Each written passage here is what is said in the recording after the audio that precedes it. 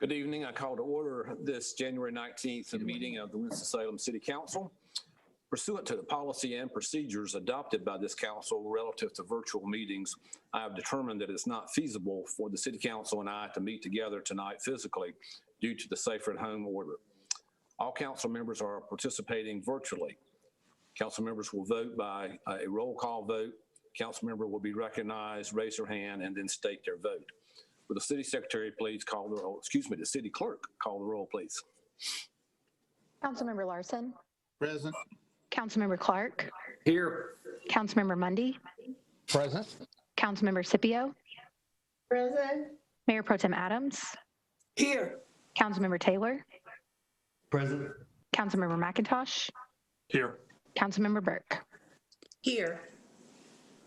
Thank you very much. Would you please join the City Council and me in a moment of silence? And I think we should reflect on today, unfortunately, a very grim statistic was passed in our country with over 400,000 individuals dying from the COVID-19 virus. And I know Mayor Pro Tem Adams had made a suggestion about that for us earlier. So please join me in a moment of silence.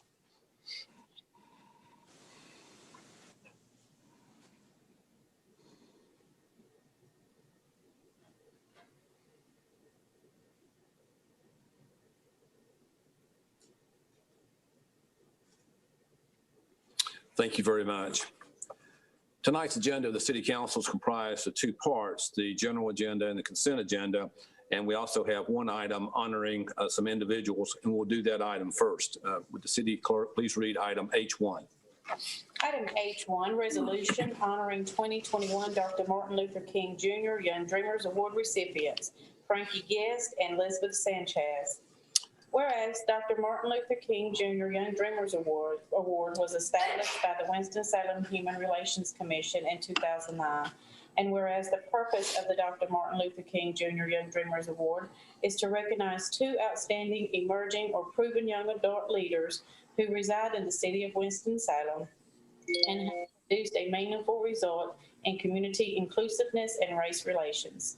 And whereas the goal of the Dr. Martin Luther King Jr. Young Dreamers Award is to encourage young adults to participate in philanthropic, altruistic community involvement, reflecting the spirit in which Dr. Martin Luther King Jr. lived and encouraged others to live. And whereas the Dr. Martin Luther King Jr. Young Dreamers must be 18 to 40 years of age on or before January 19th, 2021. And whereas the Dr. Martin Luther King Jr. Young Dreamers are residents of Winston-Salem who have demonstrated outstanding work and dedication in the Winston-Salem community and can neither hold an executive leadership position within his or her organization, nor be an elected government official. And whereas the Dr. Martin Luther King Jr. Young Dreamers have made a tangible difference in the lives of others who may have otherwise been overlooked, ignored, or disadvantaged. Specific examples include fostering positive race relations, vocalizing or acting against an injustice, leading inclusiveness among all individuals, embracing those who are perceived as being different, and celebrating religious diversity. The Young Dreamers' civic and/or community-oriented work has resulted in tangible results benefiting disenfranchised persons in the community. Now, therefore, be it resolved that Frankie Guest and Elizabeth Sanchez are recognized and honored as the 2021 Dr. Martin Luther King Jr. Young Dreamers in the city of Winston-Salem, dated this 19th day of January 2021. Thank you. Is there a motion to approve the resolution? So move, Taylor. Thank you. Is there a second? Second. Thank you very much. Is there any discussion? I think we'll do this one by just a unanimous, a vote. I think this will be unanimous. All those in favor of the motion, please say aye. Aye. And any opposed, no. And that, of course, is unanimous. My pleasure to recognize Mrs. Wanda Allen Abraha, who is the director of our Human Relations Department, to assist with these presentations. Ms. Abraha.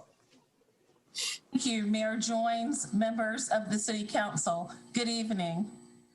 I'm very happy to be with you this evening to introduce to you once again some young dreamers right here in our very own backyard.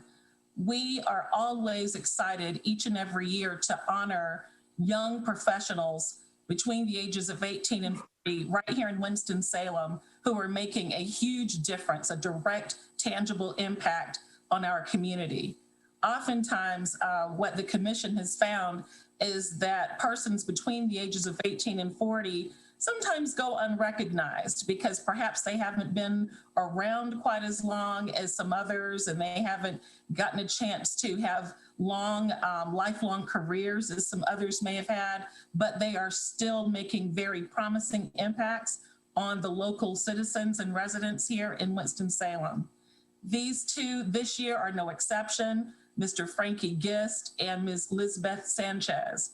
They have certainly done wonderful things within their respective professions as well as within their personal lives. And so I don't want to steal the thunder from our two commissioners. We're very happy to have two of our very newest Human Relations Commissioners with us this evening. We have Commissioner Michelle Preble, and we also have Commissioner Melissa Thompson. And so, commissioners, I will hand it off to you to introduce both of the awardees. And I should make a mention now that Mr. Frankie Gist did contact me as the meeting was starting. He has had an emergency, and I'm not sure if he'll be able to join us on the call. So I just wanted to make sure I mentioned that. So, commissioners? Okay, I'll go ahead and introduce Frankie Gist. And what we heard about him is that Frankie Gist is a remarkable young man who founded and leads a volunteer group of young people who, in their words, actively stand against the systems and conditions that lead to marginalization and oppression. Mr. Gist works to serve as both an advocate and a resource for the marginalized people of Winston-Salem, North Carolina, and beyond. Through his volunteer leadership, the organization hosts peaceful community events that advocate for civil rights and social justice, provides assistance to families of victims killed in gun violence, and collaborates with local law enforcement and city government to address policies that unjustly impact people of color, among other things. At the height of what could have been civil unrest in the city of Winston-Salem, this influential young leader in true king fashion brought together Black and white, young and old, civilian and sworn, to ensure the voice of the people were heard in a safe and respectful manner. He deserves to be honored for this and much of the work he does that will never be publicly known. And of course, Commissioner Thompson, thank you. That was an excerpt from the nomination that we received about Mr. Gist. And during this very tumultuous time in our history, nationwide and worldwide, it certainly stood out to the commission that Mr. Gist has done a lot of commendable community work here in Winston-Salem, and he did so in a way that certainly espoused and represented the spirit of Dr. Martin Luther King Jr. So even though Mr. Gist is not able to join us tonight due to his emergency, we definitely still wanted to recognize him with you this evening.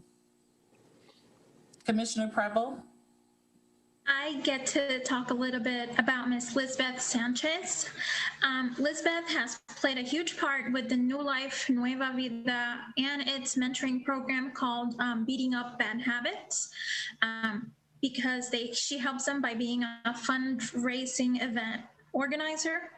Ms. Sanchez also juggled 2 jobs while studying at Forsyth Tech, all while being a single mother. Ms. Sanchez is also a gym parent coordinator, and she always manages to make herself available to translate for the Hispanic community when they need it. Specifically this past year, throughout the COVID pandemic, she assisted with providing warm meals daily for about 13 weeks to 180 individuals, including young and elderly. Most gratifying for the community, she also founding a staffing agency providing employment opportunities for individuals re-entering society with criminal records and those in dire need of a second chance. Lisbeth has been a DACA recipient for only 6 years and has accomplished a whole lot of positive involvement over all those years. We can only hope to see what she goes on to do in the future. Lisbeth, do you have anything you'd like to say? Thank you so much. It is a great honor to be recognized by the city, and it's truly an honor. I'm kind of speechless right now. I'm a little nervous, but thank you so much for this award. Thank you. Wonderful. Congratulations to Mr. Gist and Ms. Sanchez. We certainly appreciate the work that you're doing in our community, and we're glad to have young people like you in our community. So thank you, Ms. Abraham. So now we'll go to the consent agenda. Items on this agenda have been unanimously recommended by committee of the City Council or are submitted in accordance with established city procedure. There'll be no discussion of the items on this agenda unless a council member so requests, in which event the item will be removed from the consent agenda and considered individually. Items not removed from the consent agenda will be enacted with one motion. Of course, we're televising this meeting live tonight on TV 13, and it will be replayed Wednesday at 9 a.m. and again Wednesday at 9 p.m.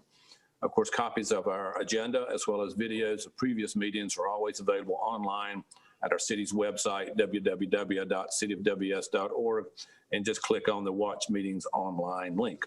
Council members, are there any items from the consent agenda you wish to have pulled? Mayor, I move for approval of the consent agenda. Second. Thank you. Motion by Mayor Pro Tem Adams, seconded by Councilmember Taylor, I believe. Any discussion? All right, we'll do the roll call. All in favor of approving the consent agenda, the vote would be yes. Councilmember Larson. Yes. Councilmember Clark. Yes. Councilmember Mundy. Aye. Councilmember Scipio. Yes. Mayor Pro Tem Adams. Yes. Councilmember Taylor. Yay. Councilmember McIntosh. Aye. And Councilmember Burke. Yes. Thank you very much. The consent agenda is approved. We'll now go to the general agenda, which is comprised of the following items. There's an item relating to the city's federal action plan, an item related to an appointment to boards and commissions, as well as a public comment period. The public comment period is a time set aside for citizens to voice their opinions that are germane to city government. When this virtual comment period is called, each speaker will be given 3 minutes for their comments, and the total comment period will be limited to 30 minutes. Ms. Keeney, would you read the first item, please? Item G1, resolution approving the CY 2021 Federal Action Plan for the City of Winston-Salem. Finance Committee forwarded this item without recommendation, recommended by Community Development, Housing, and General Government Committee. Thank you. In that this came from a unanimous recommendation of the Housing General Government Committee, I'll recognize Mayor Pro Tem Adams, who's the chairman of that committee, if she's ready for a motion. Mayor, it would be great if, is Ms. Monzingo on the meeting? I believe she is, yes. Leslie, could you give us a brief summary of the federal agenda, please? Yes, because I think it's important that our citizens see how hard we do work and that they have a federal advocate that's up there working hard as well, that they get a general understanding of what it is that we are advocating for this fiscal year. Thank you. Thank you, Pro Tem. Thank you, Mayor Pro Tem. Thank you, Mayor Joines, and members of the council. So in your packets, you will have seen the revised, this has been through the committee process. However, there were some additional minor edits asked for some of the wording. Those changes have been made as submitted by the council. Rather than go through item by item, which would take up a lot of your time this evening, I want to address what Mayor Pro Tem Adams said, which is, the city has invested in this resource for many years to great success. We have been through the earmarking process. We have been through the competitive grants process. We're now looking at a new administration and a new makeup of Congress. So we've got a lot of changes coming, which will provide a lot of new opportunities. And so, as you know, every year we go through an internal process first before a formal adoption of your federal action plan. And then and they address everything from authorization conversations, appropriations, competitive grants, legislative, regulatory issues. It runs the gamut of the federal side. What's most important to note, however, that this is not just something that I take and work with your congressional delegation on. This involves every member of the city council having phone calls with federal agencies, having conversations with our members of Congress. This is an ongoing process throughout the year. And the best way that I can summarize it is to say that it is a great team effort. We have gotten the tens of millions of dollars over the course of this advocacy program. It's been a very successful program, but it would not be successful without the active involvement of all of you as local elected officials and experts on these projects. And so I thank you for that involvement, and I thank you for the opportunity to summarize. Thank you, Ms. Mazingo. Any questions of Ms. Mazingo? Great, thank you. I would then, Mayor Pro Tem Adams, if you're ready, would entertain a motion. And I am. Mayor, members of the council, I move for the approval of item G1 of the general agenda. Second. Thank you. Any further discussion? All right, we'll go to the roll call. Councilmember Larson. Yes. Councilmember Clark. Yes. Councilmember Mundy. Aye. Councilmember Scipio. Yes. Mayor Pro Tem Adams. Yes. Councilmember Taylor. Yay. Councilmember McIntosh. Aye. And Councilmember Burke. Yes. Thank you. That is unanimous. Thank you, Ms. Mazingo, and good luck with our agenda in Washington this year, and we'll all be trying to help you out. Item G2, please. Item G2, Mayor Joines' recommendation for appointment to the Transportation Advisory Committee, Councilmember Robert Clark. Entertain a motion. Mayor, I move for approval. Thank you, Councilmember Scipio. A second. Thank you. Is there any discussion? Now, this is a tough action here tonight, but we'll. It might pass 7-1. I'm still. We have a motion to approve, and Councilmember Larson, a vote yes would be for approval. Yes. Councilmember Clark. Yes. Councilmember Mundy. Aye. Councilmember Scipio. Yes. Mayor Pro Tem Adams. You're muted. Muted. Yes. Thank you. Councilmember Taylor. Yay. Councilmember McIntosh. Aye. And Councilmember Burke. Yes. Thank you, Councilmember Burke. Of course, Councilmember Clark will join Mayor Pro Tem Adams and myself on the TAC, and Councilmember Larson has agreed to be an alternate member to that if one of us can't be in attendance. So Councilmember Clark, thank you for agreeing to this. Councilmember Clark has been an alternate for, I don't know, 8 years or so, and he's filled in quite a bit, so he's very familiar with this organization. So thank you. We'll now go to the public comment period, which is a time, as I said, we invite citizens to speak to the council and myself on matters that are germane to city government, and we have set aside 30 minutes for that. The first speaker tonight is Thomas Chappell. If you would, please state your name and address for the record, and again, limit your comments to 3 minutes, please. Thank you. Mr. Chappell. Yes, thank you, Mayor. Just wanted to make a short comment, which is unusual for me. But anyway, as far as the mayor and Mayor Pro Tem Adams and all the other council members for your hard work and diligent efforts, the citizens certainly appreciate that, and you're all to be commended. And I would really like to see greater involvement of people in general at the meetings. You get a great understanding of how the machine works. So again, thank you. Well, thank you, Mr. Chappell. Thank you for those comments. Nia Sadler. Hello, I'm here. Okay, I'm ready. My name is Nia Sadler. I live in the 27103 zip code. I'm with Triad Abolition Project and Forsyth County Police Accountability and Reallocation Coalition, and I helped present last week. My comment is in regards to the committee and council members' discourse about FC Park's presentation of demands and the alarming report from WPR Consulting. I've heard many citizens and council members and now WPR Consulting engage in exceptionalism in reference to Winston-Salem's Fire Department, Police Department, Sheriff's Office, and the city as a whole. This level of exceptionalism is incredibly violent and dangerous. While we may be a progressive city, we are not exceptional. Just because we have Black and brown people in high-ranking positions or public office does not absolve these institutions of racism. Just because we have women or queer people in high places does not absolve the institution of misogyny, homophobia, or transphobia. Again, it is not enough to have members of marginalized communities in high spaces if the institution itself is bigoted. Confront the source of the systemic issues of which we are reminding you, and why we are so reluctant to enact radical change in this progressive city. Our goal is reallocation, accountability, which is a city and county-wide endeavor, and it's also a creative one. This is not commentary about reallocating funds away from the police. These are direct actions. These demands are preventative measures, and they are care-centered. What we're engaging in right now is a comprehensive plan. We understand that the system of policing does not keep queer people, Black and brown, and Indigenous people safe. I'm going to repeat Dr. Battle's words from last week at the Public Safety Committee meeting. We are not painting the police with a broad brush. We are asking, and we will keep asking the city and county to reallocate funds. I yield my time.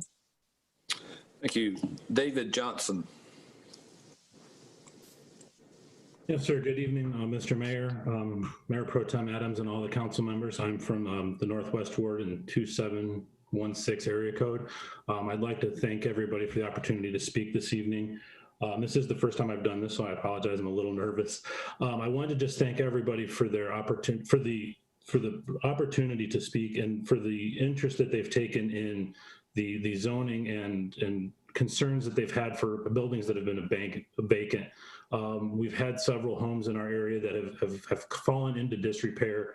I have children that are in the area, and I just appreciate that the town and the city is starting to take notice of those and are moving forward to remove some of those buildings that have fallen into disrepair so that we can have a safer community. I appreciate it. Thank you very much. Thank you, Mr. Johnson. Desiree D. Deluge. Hi, my name is Desiree D. Dolce, and I live in the 27101 zip code. I am with Triad Abolition Project and the Forsyth County Police Accountability and Reallocation Coalition. Mayor Joines, Mayor Pro Tem Adams, and members of our City Council, I am addressing you today in support of the demands presented to you by FC Park, which are to reallocate 10% of the police budget to community-based initiatives that address the root causes of crime in our community. No matter how much diversity and inclusion a police force can claim, at its core, it still upholds an inherently racist system that disproportionately targets people of color. Research from countless sources indicate that Black, brown, Indigenous people, members of the LGBTQ+ community, and people struggling with mental health issues are actually made less safe by the police. The proposed alternatives invest in vital services that help these communities stay safe and thrive. This call for reallocation is not actually as radical a concept as you're portraying it to be. Similar demands became commonplace this summer, as I'm sure you know, in the wake of nationwide protests catalyzed by the police murders of George Floyd, Breonna Taylor, and so many others. And they have been heated in cities around the country, to name a few: Austin, Seattle, New York City, LA, San Francisco, Oakland, Washington, DC, Baltimore, Portland, Philly, Hartford, Norman, Oklahoma, and Salt Lake City. They have all voted to allocate funding away from their police budgets last year in amounts ranging from as little as $865,000 to $1 billion. So the facts are clear. Increased policing does not stop violence, but community-based, transformative, and restorative forms of justice can, by addressing the root causes of harm and violence and providing every community the support it needs to thrive. The police do not need $78 million. The people do. Thank you so much. I yield my. Celine Johnson.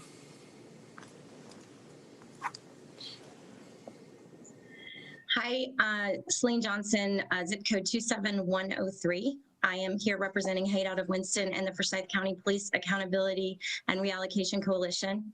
I had the opportunity to attend last week's meeting of the Public Safety Committee. Wanted to follow up with a few thoughts. Firstly, thank you for the opportunity for the coalition to present demands related to mental health crisis intervention, funds for SOAR and Youth Build, and a civilian police oversight committee. The fact that the city is researching mental health programs like Cahoots as part of our 911 crisis response left me feeling optimistic. As mentioned in the committee meeting, there are several models of mental health crisis response programs across the country. I urge the council to research the implications of simply adding a mental health professional to accompany police officers when responding to mental health related calls.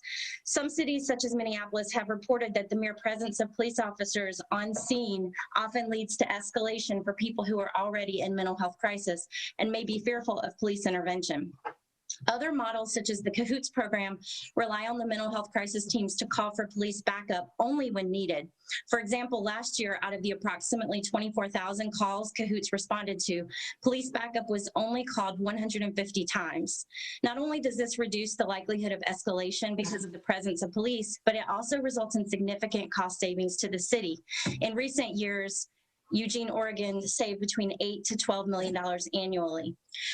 I'd also like to address one other topic that was discussed during last week's Public Safety Committee meeting, which was the notion that staff and leadership diversity in our fire and police departments could be used as a barometer for measuring whether systemic racism, inequities, and dangerous biases exist in those departments. Research does not support this notion. In fact, just last year, researchers at the University of Maryland found that Black police officers show evidence of the same racial biases as white officers. In fact, some studies have shown that Black police officers may be more likely to discriminate against Black civilians and treat them harshly because of increased pressure to adopt an organizational role that prescribes such behavior. Simply pointing out that Winston-Salem has Black leadership in certain roles does not abdicate us from our responsibility to truly examine the systemic issues that we know exist in policing. Further, a request for reallocation and accountability is not meant to use a broad brush to specifically paint the Winston-Salem Police Department in a negative light. However, we also must not make broad assumptions that our city has no systemic issues simply because we have Black leadership. Communities across the U.S. have continued to see a dramatic increase in funding for policing while simultaneously defunding our communities, with repercussions further amplified by the current pandemic. Mass homelessness, poverty-related issues, and untreated mental health and substance use disorders have been turned over to police to handle. Our request is for the city to invest in community-led initiatives to address specific public safety problems with tools other than policing, such as mental health crisis teams. Time is up. Thank you. Thank you. That's all the individuals who have signed up for tonight's public comment period. We thank each one of you for your comments and certainly take those comments very seriously. Council members, I'd be happy to entertain a motion for adjournment. So moved. Second. Thank you. Councilmember Larson moves for adjournment, seconded by several council members, including. Hello. Would ask for a vote on the motion to adjourn. All those in favor of the motion, please say aye. Aye. Aye. Any opposed, no. And we are adjourned. Thank you, council members.